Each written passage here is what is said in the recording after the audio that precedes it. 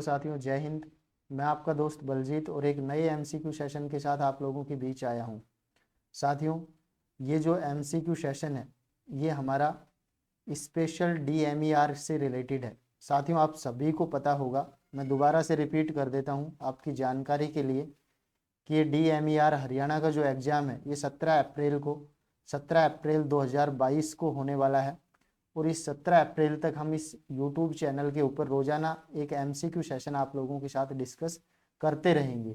साथियों, पिछले काफ़ी दिनों से मैं लगातार आप लोगों के लिए एमसीक्यू सेशन लेके आता हूं और मैंने डिस्कस भी किए। लगभग मैं 50 से 60 क्वेश्चन आपसे डिस्कस करता हूं इस चैनल के माध्यम से। और उम्मीद करूंगा साथियों मैं आप सभी से कि इसको ज़्यादा से ज़्यादा आप शेयर करें और सब्सक्राइब करें। साथियों, अपने यूट्यूब चैनल है, इसका नाम है एम नर्सिंग कैरियर पॉइंट। और ये एम नर्सिंग कैरियर पॉइंट जो चैनल है ये साथियों आपको यूट्यूब और टेलीग्राम दोनों ही प्लेटफॉर्म पे अवेलेबल है।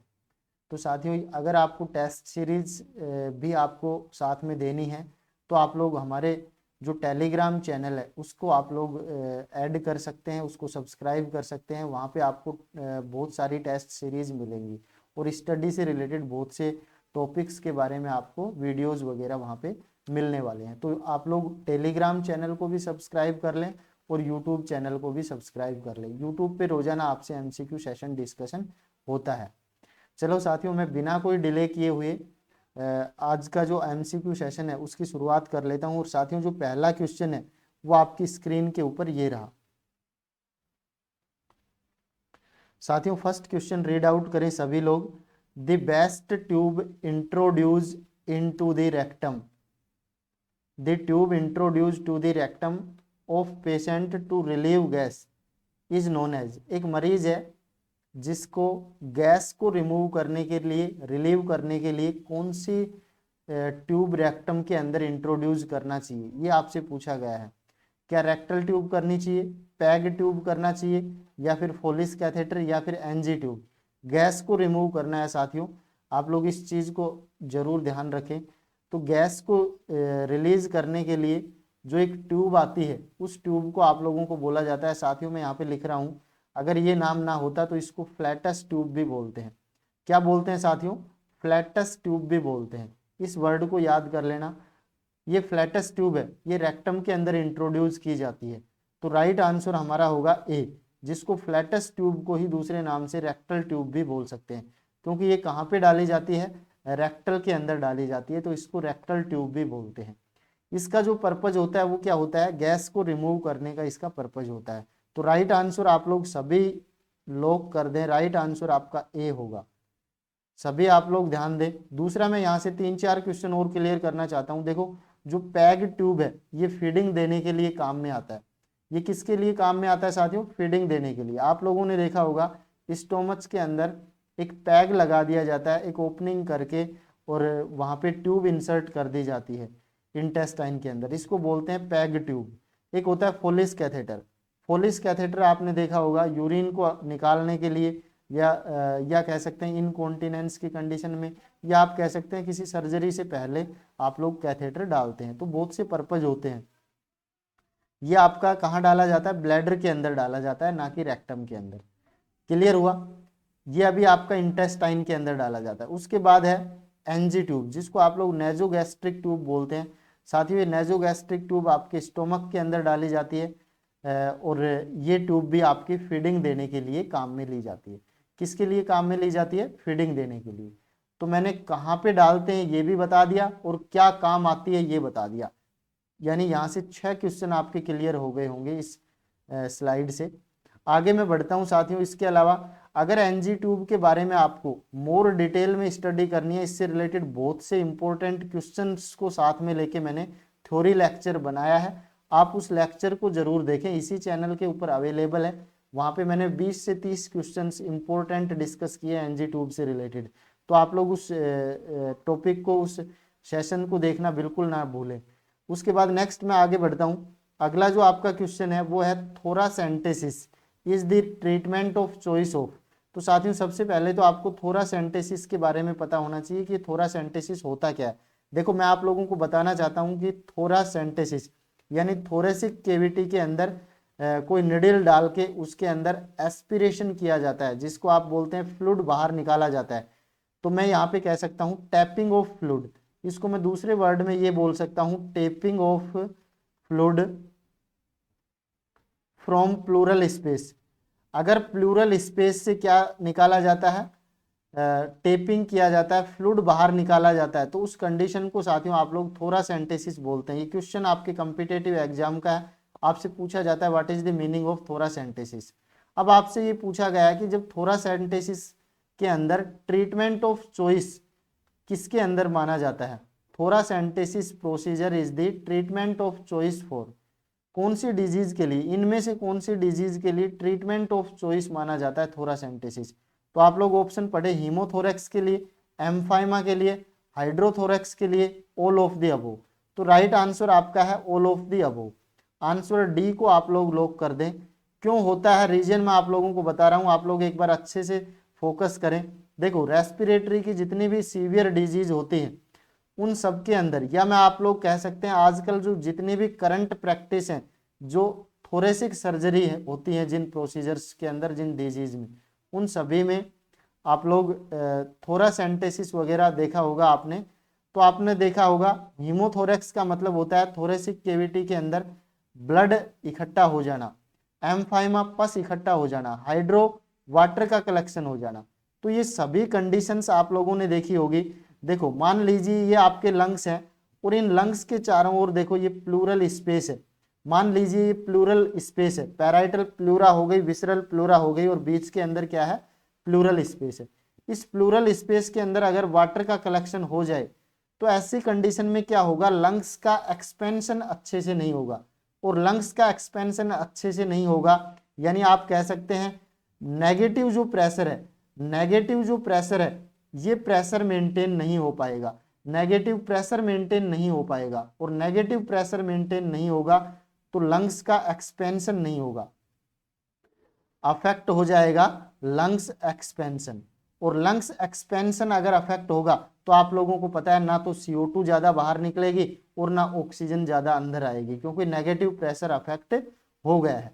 तो आप लोगों को नेगेटिव प्रेशर को मेंटेन करने के लिए साथियों आप लोगों को क्या किया जाता है, थोरासेंटेसिस किया जाता है। और थोरासेंटेसिस के अंदर हम थोरेसिक कैविटी के अंदर क्या डालते हैं, प्लूरल स्पेस में एक निडल डालते हैं और उस निडल की सहायता से हम फ्लूइड को एस्पिरेट कर लेते हैं। ये प्रोसीजर बेसिकली आपका थोरासेंटेसिस कहलाता है। आपने देखा होगा निडल हम 7th 8th और 9th इंटरकोस्टल स्पेस के अंदर डालते हैं और सिटिंग ऑर्थोपेनिक पोजीशन हम यहाँ पे पेशेंट को प्रोवाइड करते हैं। इन सब बातों के बारे में आप सभी को पता होगा। नेक्स्ट मैं आप लोगों से बात करता हूँ कि राइट आंसर आपका वापस बता रहा हूँ कि डी है। इन सभी डिजीज के अंदर नेगेटिव प्रेशर अफेक्ट होता है और नेगेटिव प्रेशर को मेंटेन करने के लिए हम क्या कर रहे हैं, थोरासेंटेसिस कर रहे हैं। आपका आंसर क्लियर हो गया होगा। नेक्स्ट मैं आगे बढ़ता हूं, अगला क्वेश्चन हमारी स्क्रीन पे है, collection of lymph fluid in the plural space. अगर प्लूरल स्पेस के अंदर लिम्फ का कलेक्शन हो जाए तो उस कंडीशन को क्या बोलेंगे। हीमोथोरेक्स में ब्लड का कलेक्शन होता है, ये नहीं बोलेंगे। न्यूमोथोरेक्स के अंदर एयर का कलेक्शन होता है तो इसको भी नहीं बोलेंगे, इसमें ब्लड का कलेक्शन होता है, इसमें एयर का कलेक्शन होता है। काइलोथोरेक्स इसके अंदर लिम्फ का कलेक्शन होता है।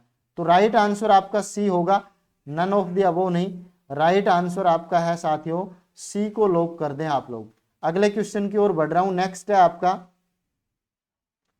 विच of the following is not an osmotic diuretic. Note पूछा है, इनमें से कौन सा ओस्मोटिक डायूरेटिक नहीं है।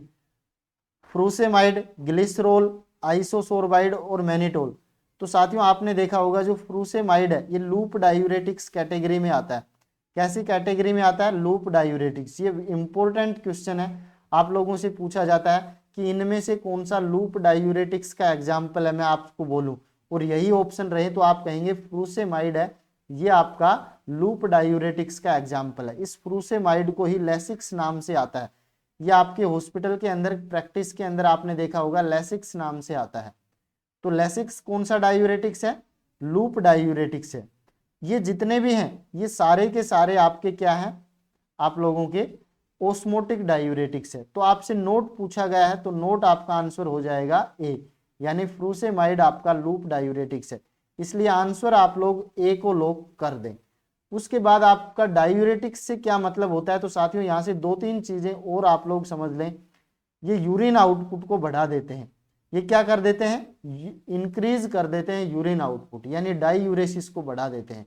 और जब ये इंक्रीज कर देते हैं यूरिन आउटपुट को, तो आप लोगों ने देखा होगा साथियों कि वाटर भी ज्यादा निकलता है और उसके साथ साथ सोडियम पोटेशियम ये भी बाहर निकल जाते हैं। तो ऐसे मरीज के अंदर पोटेशियम ज्यादा बाहर निकलता है और पोटेशियम की कमी होने के ज्यादा चांस रहते हैं। जब भी हम इस प्रकार के डायूरेटिक्स देंगे, चाहे लूप डायूरेटिक्स दे चाहे आपका ओस्मोटिक डायूरेटिक्स दे, तो इनके अंदर पोटेशियम का लेवल कम देखने को मिलता है। तो मैं यहाँ पे आप लोगों को बता रहा हूँ डिक्रीज पोटेशियम लेवल, ये आप लोग ध्यान में रखें। पोटेशियम का लेवल कम हो जाता है इनकी वजह से, तो इनको ज़्यादा यूज ना करें या फिर आप पोटेशियम का लेवल चेक करते रहें। अब जिन मरीजों के अंदर पोटेशियम की कमी होने की रिस्क रहती है, उनके अंदर ये डायूरेटिक्स काम में नहीं लिए जाते हैं। इसकी जगह पोटेशियम स्प्रिंग डायूरेटिक्स यूज में लिया जाता है, पोटेशियम स्प्रिंग डायूरेटिक्स। और इस पोटेशियम स्प्रिंग डायूरेटिक्स को ही आप लोग बोलते हैं स्प्रेनोलैक्टोन बोलते हैं, स्प्रेनोलैक्टोन। ये क्या करता है, इस पोटेशियम को रोक लेता है और यूरिन के साथ वाटर को बाहर निकाल देता है, यानी यूरिन आउटपुट बढ़ा देता है, लेकिन पोटेशियम की कमी नहीं होने देता। इसलिए इसको पोटेशियम स्प्रिंग डायूरेटिक्स बोलते हैं। और इसका अच्छा एग्जाम्पल है स्प्रेनोलैक्टोन, आप लोग ध्यान में रखेंगे। अगला क्वेश्चन में आगे बढ़ता हूं। नेक्स्ट हम आगे बढ़ते हैं। जो डायूरेटिक्स है इनको हाइपरटेंशन में भी आप लोग बहुत ज्यादा यूज में लेते हैं, देखा होगा आपने। अगला क्वेश्चन रीड आउट करें। Magnesium sulphate is administration to a client with pre eclampsia. एक पेशेंट है प्री एक्लेम्सिया का, उसको मैग्नीशियम सल्फेट दिया जाता है। क्यों दिया जाता है मैग्नीशियम सल्फेट? इंक्रीज डायूरेसिस करने के लिए, डायूरेसिस यूरिन आउटपुट बढ़ाने के लिए दिया जाता है, या प्रिवेंट सीजर करने के लिए, सीजर की रोकथाम के लिए दिया जाता है, ब्लड प्रेशर को कम करने के लिए दिया जाता है, या लेबर प्रोसेस को स्लो करने के लिए दिया जाता है। तो साथियों सबसे पहले तो आपको प्री एक्लेम्सिया की कंडीशन पता होनी चाहिए कि प्री एक्लेम्सिया होता क्या है।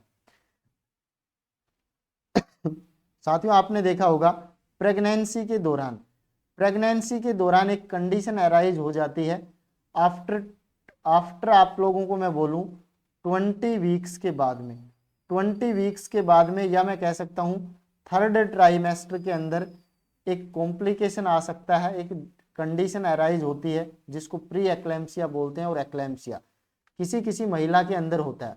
इसके अंदर आप लोगों को हाई ब्लड प्रेशर देखने को मिलता है, हाई ब्लड प्रेशर देखने को मिलता है, और प्रोटीन यूरिया देखने को मिलता है, प्रोटीन यूरिया। ये कंडीशन देखने को मिलेंगी तो आप लोग कहेंगे उस महिला को, उस प्रेग्नेंट महिला को, अगर थर्ड ट्राइमेस्टर के अंदर या 20 वीक के बाद हाई ब्लड प्रेशर और प्रोटीन यूरिया देखने को मिले, तो आप बताएंगे कि महिला को प्री एक्लेम्सिया हो गया है। इसके साथ साथ अगर प्री एक्लेम्सिया और एक होता है एक्लेम्सिया, एक्लेम्सिया में हाई ब्लड प्रेशर देखने को मिलता है, प्रोटीन यूरिया देखने को मिलता है, साथ में सीजर देखने को मिलते हैं, तो उसको हम बोल देते हैं एक्लेम्सिया कंडीशन। तो प्री एक्लेम्सिया कंडीशन में क्या दिया जाता है, मैग्नीशियम सल्फेट दिया जाता है ट्रीटमेंट के रूप में। और ये मैग्नीशियम सल्फेट इसलिए दिया जाता है ताकि ये प्री एक्लेम्सिया की कंडीशन एक्लेम्सिया में ना बदले। ये किस में ना बदले? एक्लेम्सिया में। और एक्लेम्सिया में अगर बदल गई तो आप लोगों को पता है कि एक्लेम्सिया में आपको क्या देखने को मिलते हैं, प्लस सीजर और देखने को मिलता है। तो मरीज के अंदर हम प्री एक्लेम्सिया कंडीशन में ही मैग्नीशियम सल्फेट यूज कर लेंगे तो उस मरीज में किसकी प्रिवेंशन हो जाएगी? सीजर प्रिवेंट हो जाएगा। यानी हम प्री एक्लेम्सिया को एक्लेम्सिया में नहीं बदलने देना चाहते, और एक्लेम्सिया में नहीं बदलेगा तो सीजर रुक जाएगा, सीजर मरीज को नहीं डेवलप होगा। इस कंडीशन को बोला जाता है एक्लेम्सिया, और हम प्रिवेंट करना चाहते हैं यहाँ पे सीजर। अब आपसे अगर ब्लड प्रेशर पूछे कितना देखने को मिलता है, तो आप 140/90 mm ऑफ Hg बोल सकते हैं। साथियों ज्यादा चीजें मैं जब प्री एक्लेम्सिया पढ़ाऊंगा तब आप लोगों से डिस्कस करूंगा। इसके अलावा मैं नेक्स्ट स्लाइड पे चलता हूं, और अगला क्वेश्चन आपकी स्क्रीन पे ये रहा, विच of the following analgesic is preferred in elderly patient. जो बूढ़े लोग होते हैं, ओल्ड एज के पेशेंट होते हैं, उनके अंदर कौन सा एनाल्जेसिक है वो ज्यादा प्रीफर किया जाता है? एस्प्रिन, मोर्फिन, डाइक्लोफेनिक या एम्फिसिलिन। तो साथियों राइट आंसर आपका है सी। आप लोग आंसर सी को लॉक कर दें। अगर आप सभी ने सी आंसर दिया है तो आप सभी बिल्कुल राइट हैं। इसका रीजन और बता देता हूं क्यों दिया जाता है डाइक्लोफेनिक, क्योंकि डाइक्लोफेनिक है, इसके जो साइड इफेक्ट हैं वो कम होते हैं, इसके साइड इफेक्ट कम होते हैं डाइक्लोफेनिक के, इसलिए ये एल्डरली पेशेंट्स के अंदर यूज किया जाता है, ज़्यादा प्रीफरेंस इसी को दिया जाता है। एस्प्रिन यूज नहीं किया जाता है क्योंकि एस्प्रिन के कारण क्या रहती है, रिस्क रहती है, risk of gastric ulcer. Aspirin जो है ये गैस्ट्रिक अल्सर की रिस्क हो सकती है, अगर आप एल्डरली पेशेंट को एस्प्रिन देंगे तो इसकी वजह से क्या हो सकती है, गैस्ट्रिक अल्सर। ये क्वेश्चन बहुत ज़्यादा इंपॉर्टेंट है, आप ध्यान रखना। उसके बाद आप लोगों से पूछेगा मॉर्फिन क्यों नहीं दिया जाता है। मॉर्फिन भी आपका ओपोइड टाइप का एनाल्जेसिक है, तो ये रेस्पिरेशन को सप्रेस करता है, रेस्पिरेशन सप्रेस होने के चांस होते हैं, इसलिए आप लोग इसको भी यूज नहीं करते हैं, इसको भी यूज नहीं करते हैं। तो बचा क्या, डाइक्लोफेनिक, क्योंकि इसके साइड इफेक्ट कम होते हैं। आगे हम नेक्स्ट कंडीशन, नेक्स्ट क्वेश्चन की बात करते हैं। Morphine is Contra indicated which of the following condition. इनमें से कौन सी ऐसी कंडीशन है जिसमें मॉर्फिन सल्फेट है वो कॉन्ट्रा इंडिकेट माना जाता है, यानी उसका यूज हम नहीं कर सकते हैं। एंजाइना में, ब्रोंकियल अस्थमा में, अपेंडिसाइटिस में, मायोकार्डियल इन्फाक्शन में। तो अभी मैंने बताया कि ये सप्रेस करता है रेस्पिरेशन को, ये रेस्पिरेशन को सप्रेस करता है, इसलिए रेस्पिरेटरी डिजीज में नहीं दिया जाएगा, अवॉइड करेंगे हम, अवॉइड करेंगे इसको रेस्पिरेटरी डिजीज। अब यहाँ पे आप लोग देख ले रेस्पिरेटरी डिजीज कौन सी है, ब्रोंकियल अस्थमा, तो ब्रोंकियल अस्थमा में हम नहीं देंगे। आंसर आप लोग लॉक कर दे, बी को आंसर आपका राइट होगा। इसके अलावा नेक्स्ट हम बढ़ते हैं आगे। Which of the following disease is known as barometer. Very important है भाई, बहुत बार पूछा जाता है, कौन सी डिजीज है जिसको सोशल वेलफेयर का या सोसाइटी का बैरोमीटर माना जाता है, मापदंड माना जाता है किसी सोसाइटी के लिए, कि ये सोसाइटी अच्छी है, मेल नरिश है या गुड नरिश है, इस चीज को पता करने के लिए। तो बैरोमीटर अगर हम सोसाइटी के अंदर किसी डिजीज का देखेंगे तो आप लोग कौन सी डिजीज को मानते हैं, which disease is the barometer of society, तो आप कहेंगे ट्यूबरक्लोसिस को बोलते हैं।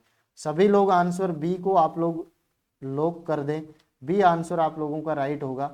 इसको जो लेप्रोसी है इसको सोशल स्टिग्मा भी बोलते हैं। सोशल स्टिग्मा का मतलब होता है कि भाई किसी मरीज को पहले के टाइम में अगर किसी को लेप्रोसी या कुष्ठ रोग हो जाता था तो ऐसा माना जाता था कि ये बुरे कर्मों का नतीजा है, इसलिए इसको सोशल स्टिग्मा बोला जाता था कि कौन सी डिजीज है वो सोशल स्टिग्मा के अंदर आती है, तो आप कहेंगे लेप्रोसी। ये दो क्वेश्चन आप लोग यहाँ से याद रखेंगे। अगले क्वेश्चन की ओर बढ़ता हूँ साथियों, और अगला क्वेश्चन है आपका the major neurotransmitter involve in the occurrence of obsessive compulsive disorder. एक डिजीज होती है जिसको आप लोग ओसीडी बोलते हैं। इस ओसीडी डिजीज के अंदर कौन से न्यूरोट्रांसमीटर के कारण ये देखने को मिलती है, ये क्वेश्चन आप लोगों से पूछा गया है। डोपामाइन के कारण, एसिटाइल कोलिन, एपिनेफ्रिन या सीरोटोनिन, तो आप लोग आंसर बता दें एसिटाइल कोलिन, यानी आंसर आपका वापस बी राइट आंसर है, लॉक कर दें आप। एसिटाइल कोलिन के इम्बैलेंस की वजह से आप लोगों को ओसीडी यानी ऑब्सेसिव कंपल्सिव डिसऑर्डर देखने को मिल सकते हैं, क्योंकि ये थॉट और एंजाइटी से रिलेटेड डिस्टरबेंस कोज करता है एसिटाइल कोलिन।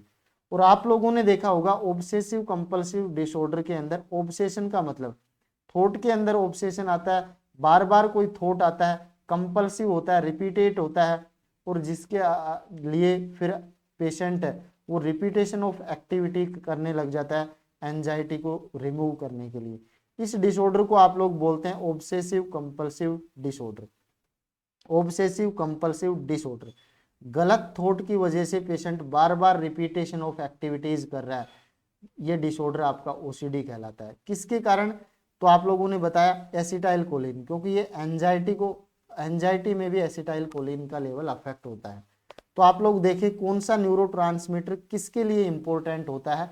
मैं एक इंपॉर्टेंट स्लाइड लेके आया हूं आप लोगों के लिए, यहाँ से 10 क्वेश्चन आपके क्लियर होंगे। देखो एसिटाइल कोलिन, यहाँ पे मैंने एक साइड में न्यूरोट्रांसमीटर लिखा है, दूसरी साइड में imbalance.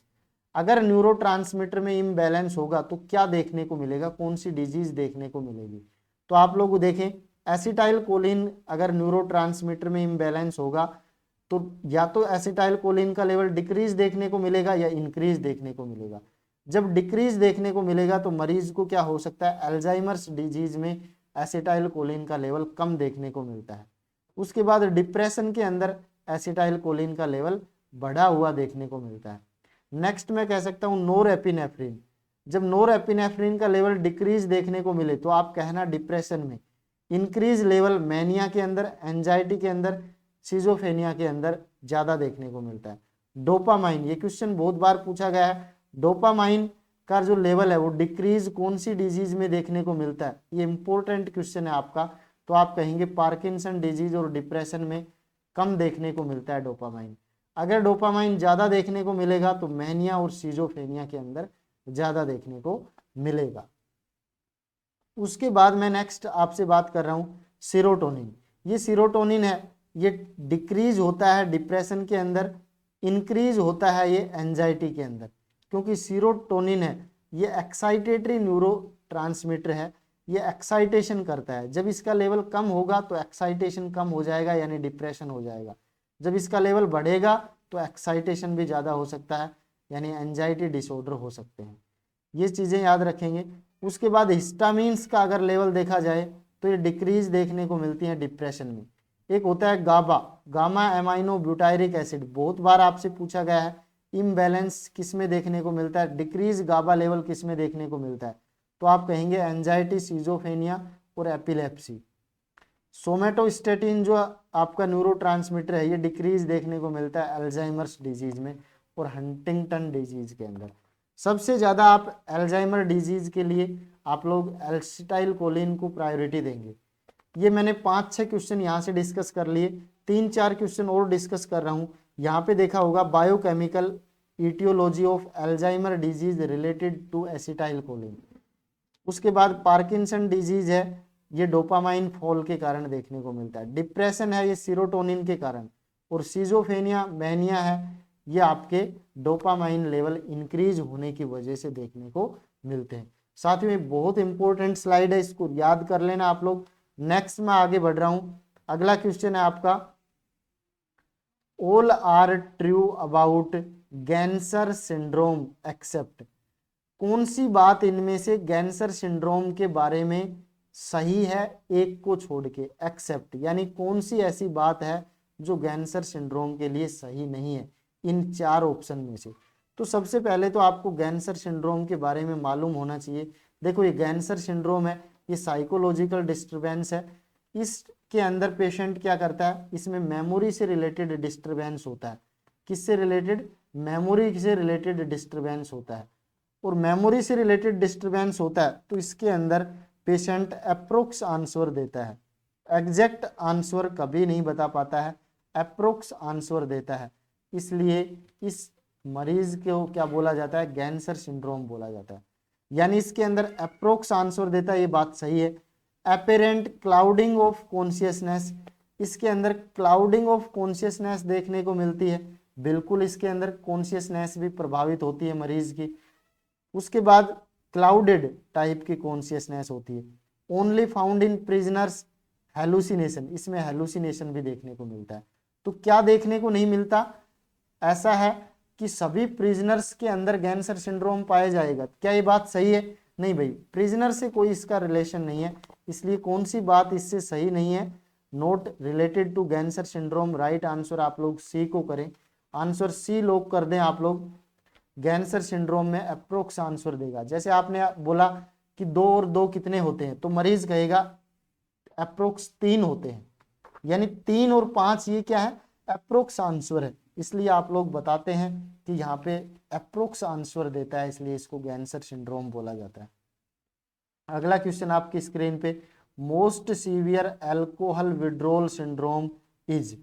Most severe alcohol syndrome, जब कोई मरीज अल्कोहल को विड्रॉल कर देता है, छोड़ देता है, तो उसके बाद जो सिम्टम्स आते हैं वो सिम्टम्स के अंदर सीवियर सिम्टम्स कौन सा है, मोस्ट सीवियर सिम्टम आपसे पूछा गया है। ये सारे ही सिम्टम जब आप अल्कोहल छोड़ देंगे, विड्रॉल कर देंगे, तो आपको देखने को मिलेंगे, लेकिन सीवियर कौन है, अल्कोहलिक हेलुसिनेशन, उसको हेलुसिनेशन देखने को मिलेगा, मैं बता चुका हूँ हेलुसिनेशन क्या होता है।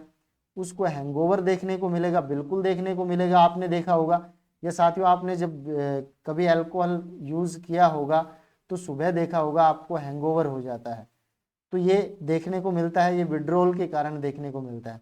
अल्कोहलिक सीजर, पेशेंट को सीजर आने लग जाते हैं, हो सकता है पेशेंट को सीजर आने लग जाए, या फिर डेलीरियम ट्रेमर्स आने लग जाते हैं। तो ये सारे ही सिम्टम्स देखने को मिलते हैं अल्कोहल विड्रॉल करने की वजह से, लेकिन सबसे सीवियर जो सिम्टम है वो डेलीरियम ट्रेमर्स को माना है। इसलिए आप लोग सभी आंसर डी को राइट करें, डी को लॉक कर दें, आंसर डी आपका राइट होगा। डेलीरियम ट्रेमर्स देखने को मिलते हैं, यानी ट्रेम्बलिंग स्टार्ट हो जाती है, इस प्रकार से कॉन्शियसनेस अफेक्ट होता है, उसका मेमोरी भी अफेक्ट होती है, इस तरह के सिम्टम्स देखने को मिलते हैं। आगे बढ़ते हैं साथियों नेक्स्ट। उसके बाद अल्कोहल में आपने देखा होगा, एक बार और दो तीन चीजें बता देता हूं कि जब कोई मरीज अल्कोहल ज्यादा लेता है तो इस अल्कोहल के कारण एक विटामिन की डेफिशिएंसी देखने को मिलती है, डेफिशिएंसी ऑफ विटामिन B1, जिसको आप थायामीन बोलते हैं। और जब थायामीन की कमी होती है तो इसकी वजह से वर्निक्स साइकोसिस देखने को मिल सकता है, वर्निक्स साइकोसिस। आप लोगों से एक क्वेश्चन पूछा जाएगा कॉम्पिटिटिव एग्जाम में साथियों कि एक मरीज है जो अल्कोहलिक पेशेंट है, उसके अंदर विटामिन B1 की कमी से वर्निक्स साइकोसिस देखने को मिलता है। तो ये ध्यान रखेंगे, या आपको कहेगा वर्निक्स साइकोसिस अल्कोहलिक सिंड्रोम में कौन सी विटामिन की कमी से देखने को मिलता है, तो आप कहेंगे विटामिन B1 की कमी से। नेक्स्ट मैं आगे बढ़ता हूं, इसके बाद है आपका अगला क्वेश्चन, और ये क्वेश्चन है आपका the emotional state an individual experience loss of loved object. भाई वो कौन सी इमोशनल स्टेट है जिसके अंदर एक मरीज एक्सपीरियंस करता है जब कोई लव, बहुत ही प्रिय वस्तु या ऑब्जेक्ट उसके लॉस हो जाती है, तो उसके बाद वो एक इमोशनल एक्सपीरियंस फील करता है। यानी आप लोगों ने देखा होगा जब आपको कोई बहुत ही प्रिय वस्तु होती है आपकी, वो हो सकता है आपका ऑब्जेक्ट हो, आपका कोई पर्सन हो बहुत ज़्यादा लाउड, या फिर आपकी कोई थिंग्स हो, जब वो आपसे दूर चली जाती है, जब आपसे लॉस हो जाती है, तो आपको बहुत ज़्यादा गहरा दुख होता है। इसको बोलते हैं इमोशनल स्टेट। इस इमोशनल स्टेट को ही बोलते हैं ग्रीफ। यानी राइट आंसर आप लोगों का है साथियों यहाँ पे ए आंसर राइट होगा। ग्रीफ एक ऐसी इमोशनल स्टेट है जिसके अंदर अगर उस पर्सन से उसका कोई वैल्यूएबल थिंग्स या फिर उसकी इंपॉर्टेंट थिंग्स या फिर उसकी लव्ड ऑब्जेक्ट अगर उससे दूर चला जाता है तो उसको बहुत ज़्यादा दुख होता है, और स्टेज को बोला जाता है ग्रीफ। इसके बाद जब किसी मरीज को ग्रीफ हो जाता है तो उस ग्रीफ के बारे में वो उसका एनालिसिस करता है, और उस एनालिसिस का जो एक प्रोसेस होता है उसको बोलते हैं ग्रेविंग। उसको क्या बोलते हैं? ग्रेविंग, या इसको GRAEVING, ग्रेविंग या ब्रेवमेंट बोलते हैं। और इस ग्रेविंग और ब्रेवमेंट का मतलब होता है कि क्या आपने खोया है उस सब्जेक्ट को और किस तरीके से आपने खोया है, उसका एनालिसिस जब वो करता है उसको बोलते हैं ब्रेवमेंट। एक होता है मोर्निंग, ये भी ग्रीफ के अंदर ही पढ़ा जाता है। और मोर्निंग का मतलब होता है कि जो भी आप लोगों का प्रोसेस है, जो आपने एक ऐसा प्रोसेस जिसके द्वारा आप रीसोल्व करते हैं अपने लॉस को, जो आपका लॉस है उसको रीसोल्व करने की कोशिश करते हैं, इसको बोलते हैं मोर्निंग। आप लोगों ने साथियों में एग्जाम्पल आपको देता हूं, आप लोगों ने देखा होगा जब किसी फैमिली के अंदर किसी लव्ड पर्सन की डेथ हो जाती है, तो डेथ होने के बाद उस फैमिली के अंदर उन लोगों के अंदर क्या डेवलप हो जाता है? ग्रीफ डेवलप हो जाता है, बहुत गहरा दुख हो जाता है, उस इमोशनल स्टेज को बोलते हैं ग्रीफ। उसके बाद आप लोगों ने देखा होगा कि 10-12 दिन तक लोग घर पे आके बैठते हैं, सांत्वना देते हैं, इसको बोलते हैं मोर्निंग। ये प्रोसेस क्या है? रिसोल्व करने का मोर्निंग बोलते हैं। और ब्रोमेंट का मतलब कि कैसे आप लोगों ने उस चीज को खोई, इसके बारे में आपसे पूछा जाता है, तो ये है ब्रेवमेंट। एगोनी का मतलब होता है साइकोलॉजिकल और फिजियोलॉजिकल पेन को फील करना, एगोनी कहलाता है। तो ये 5-6 क्वेश्चन मैंने यहाँ पे डिस्कस किया। अगला क्वेश्चन आपकी स्क्रीन पे है कि फियर ऑफ हाई प्लेस, किसी पर्सन को हाई प्लेस पे जाने से डर लगता है, इसको कौन से टर्म से जाना जाता है?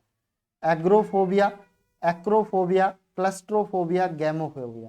4 क्वेश्चन यहाँ पे बताऊंगा, आप लोग इंपॉर्टेंट ध्यान रखना। एक्रोफोबिया, राइट आंसर तो आप लोग टिक कर दें बी को।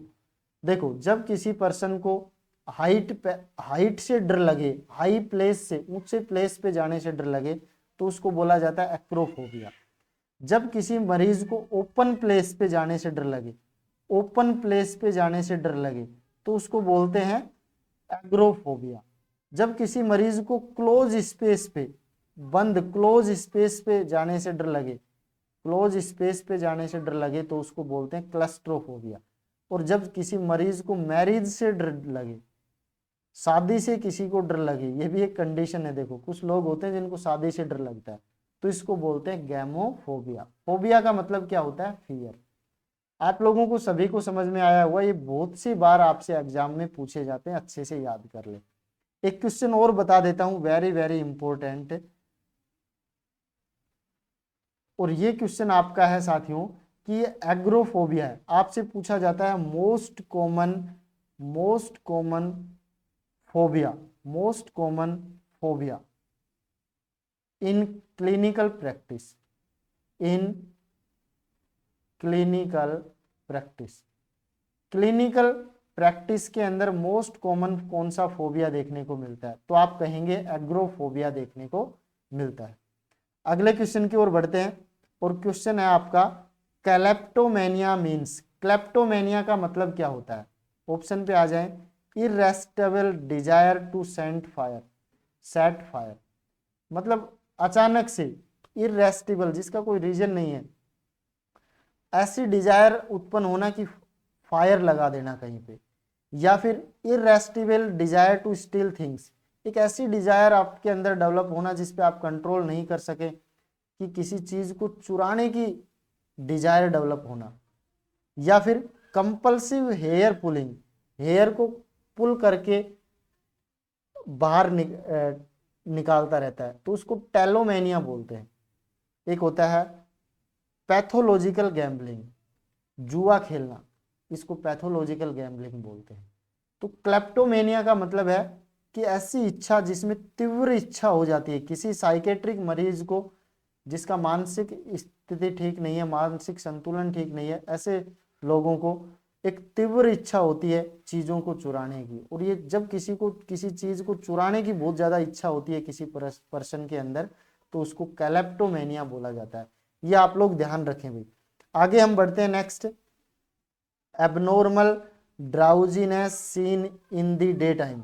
अरे डे टाइम में ही आपको ड्राउजीनेस देखने को मिलता है, उसको किस नाम से जाना जाता है? आप लोगों ने देखा होगा दिन में ही सोते रहते हैं कुछ लोग, तो इसको बोला जाता है नार्कोलेप्सी। नार्को का मतलब होता है ओपोइड्स, और ओपोइड्स क्या करते हैं? सेडेशन कोज करते हैं, और सेडेशन का मतलब नींद सी आती रहेगी।